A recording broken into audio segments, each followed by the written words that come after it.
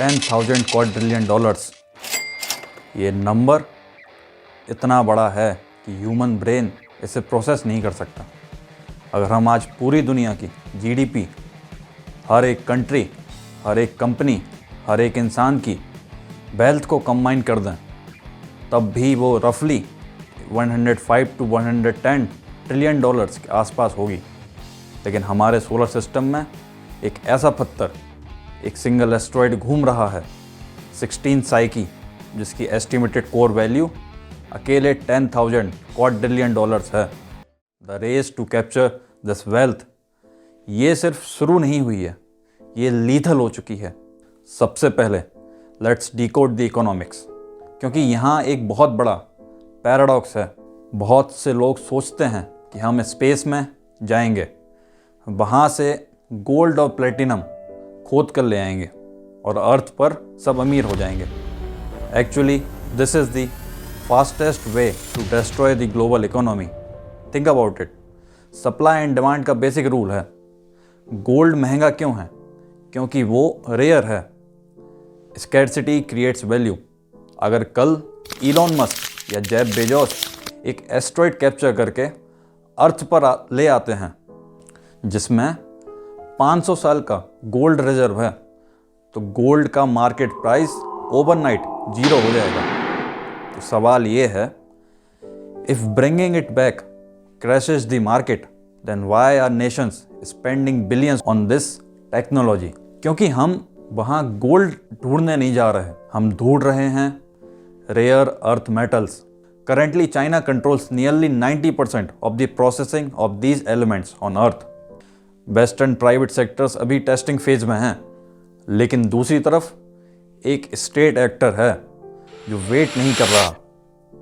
May 29, 2025, while America was planning, China executed. उन्होंने अपना ambitious plan Tianwen-2 launch कर दिया टुवर्ड्स एस्ट्रॉइड्स। चाइना का प्लान वहाँ सिर्फ घूमना नहीं है, उनका प्लान है सैंपल्स लेकर 2027 तक वापस आना। Technologically the board is set, the rockets are flying. लेकिन दोस्तों, technology is the easy part, the hard part is politics. 1967 cold war अपने पीक पर थी। दुनिया दो हिस्सों में बटी हुई थी। वॉशिंगटन और मॉस्को के बीच एक ही पैरानोआ था, कहीं दुश्मन देश चांद को न्यूक्लियर लॉन्च पैड ना बना दे। इसी एग्जिस्टेंशियल थ्रेट को रोकने के लिए साइन हुई द आउटर स्पेस ट्रीटी। इस ट्रीटी का आर्टिकल 2 साफ साफ कहता है, outer space including the moon and other celestial bodies is not subjected to national appropriation by claims of sovereignty। Simple भाषा में, कोई भी देश चांद या किसी एस्ट्रॉइड पर अपना झंडा गाड़कर ये नहीं बोल सकता कि ये ज़मीन मेरी है। सबका स्पेस, सबका विकास। लेकिन रियलिटी कुछ और है। यहाँ एक बहुत बड़ा जियोपॉलिटिकल लूप होल है। ट्रीटी कहती है आप ज़मीन पर टेरिटरी क्लेम नहीं कर सकते, लेकिन ट्रीटी ये नहीं कहती कि आप वहाँ के रिसोर्सेज क्लेम नहीं कर सकते। ये बिल्कुल इंटरनेशनल बॉर्डर्स जैसा है। कोई भी देश समुंदर को ओन नहीं करता, बट अगर आप समुंदर से मछली पकड़ लेते हैं तो वो मछली आपकी होती है। अमेरिका ने इसी लूप होल का रूथलेस यूज किया। 2015 में president Obama signed the US commercial space launch competitiveness act.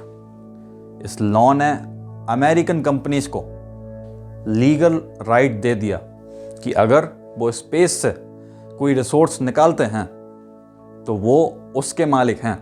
इसने पूरी दुनिया में एक हंगामा मचा दिया।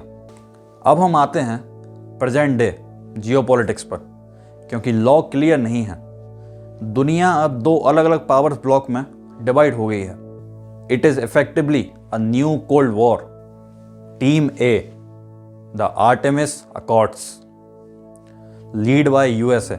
इसमें यूके, जापान, कनाडा और सबसे इम्पोर्टेंटली इंडिया भी शामिल है। Artemis accord basically US rules को इंटरनेशनल स्टैंडर्ड बनाने का तरीका है। इसमें एक कंट्रोवर्शियल कॉन्सेप्ट है, सेफ्टी जोन्स। अगर नासा किसी क्रेटर में माइनिंग कर रहा है तो वो उसके आसपास एक सेफ्टी जोन डिक्लेयर कर देंगे ताकि कोई इंटरफेरेंस ना करे। टेक्निकली ये सॉवरेनिटी नहीं है, but practically it is de facto ownership. जहाँ मेरा बेस वहाँ मेरा control. Team B, the ILRS, international lunar research station, lead by China and Russia. China Artemis accord को रिकॉग्नाइज नहीं करता। उनका कहना है कि ये अमेरिका का तरीका है स्पेस को कॉलोनाइज करने का, इसलिए चाइना अपना खुद का पैरेलल अलायंस बना रहा है, ILRS। तो इस गेम में इंडिया कहाँ खड़ा है? फॉर अ लॉन्ग टाइम हम स्पेस को सिर्फ साइंस और लो कॉस्ट की नज़र से देखते थे। इंडिया का decision to sign the Artemis accord with the USA was a calculated geopolitical move. हमने साइड पिक की है क्योंकि हमें रूल्स मेकिंग टेबल पर बैठना था। अगर हम रूल्स नहीं बनाएंगे तो चाइना और रसिया अपने रूल्स हम पर थोप देंगे। समझने वाली बात यह है, स्पेस इकोनॉमी में कॉस्ट सबसे बड़ा फैक्टर है। जब फ्यूचर में एस्ट्रॉइड्स पर माइनिंग इंफ्रास्ट्रक्चर बनेगा, when we need hundreds of cargo ships going back and forth, the world will look to India for affordable, reliable logistics. India's role won't be just mining gold.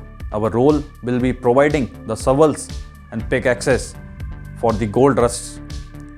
We will be the logistical backbone of the global space economy. आज space हमारे लिए new world है। ये लड़ाई सिर्फ कुछ rocks, Nicholls या platinum के लिए नहीं है। This is about securing the future of human civilisation.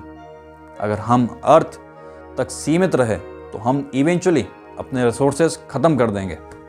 To survive humanity, we must become a multi planetary species.